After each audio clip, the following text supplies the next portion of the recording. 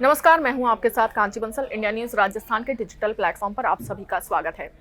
BJP पर कई तरह के आरोप यूं तो हमेशा से लगते आए हैं, लेकिन इस बीच एक आरोप ये भी है जो कांग्रेस की ओर से मुख्य तौर पर लगाया जाता है कि बीजेपी के इशारों पर ईडी, सीबीआई, इनकम टैक्स, ये तमाम जो विभाग हैं वो बीजेपी के इशारों पर काम करते हैं, बीजेपी के पक्ष में काम करते हैं। लेकिन इस बीच अब कांग्रेस नेता पवन खेड़ा की ओर से एक बयान सामने आया है और उन्होंने कहा है कि 2 दिन के लिए ईडी हमें दे दो, उसके बाद हम बता देंगे कि काम किस तरह से किया जाता है। तो कहीं ना कहीं इसे धमकी के तौर पर भी ले सकते हैं।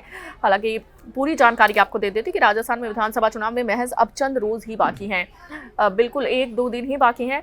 25 को चुनाव होने हैं राजस्थान में और राज्य में इन दिनों जमकर चुनाव प्रचार भी हो रहा है और चारों तरफ चुनावी शोर मचा हुआ है। राज्य की दोनों प्रमुख पार्टियां कांग्रेस और बीजेपी दोनों के तेवरों में आक्रामकता नजर आ रही है और चुनाव प्रचार के दौरान दोनों ही पार्टियां एक दूसरे पर हमलावर रवैया अपनाए हुए हैं। हमला करने का कोई भी मौका दोनों पार्टियों की ओर से नहीं छोड़ा जा रहा है।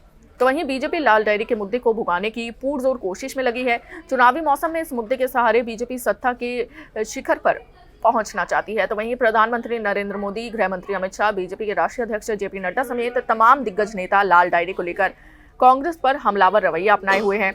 वहीं अब गहलोत सरकार के लिए भी ये मुद्दा परेशानी का सबब बनता हुआ नजर आ रहा है।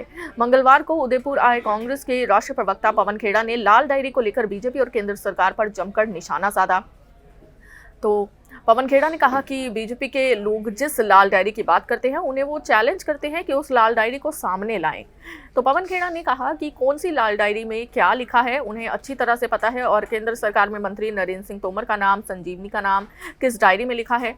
उन्होंने कहा कि 2 दिन के लिए ईडी मुझे दे दीजिए, हम बता देंगे कि कौन सी लाल, नीली और पीली डायरी है। प्रधानमंत्री मोदी को भी सारे रंग याद आ जाएंगे। तो इस तरह के हमलावर रवैया पवन खेड़ा की ओर से अपनाया गया है केंद्र सरकार पर, मोदी सरकार पर। और उन्होंने कहा कि सिर्फ 48 घंटे के लिए ईडी, सीबीआई हमें दे दो, इसके बाद हम लोग बताएंगे कि बीजेपी किस तरह से एजेंसियों का उपयोग करती है। तो कहीं ना कहीं सरकास्टिक वे में पवन खेड़ा की ओर से ये बयान सामने आया। और इस खबर पर आपके क्या विचार हैं, कमेंट्स में जरूर बताएं।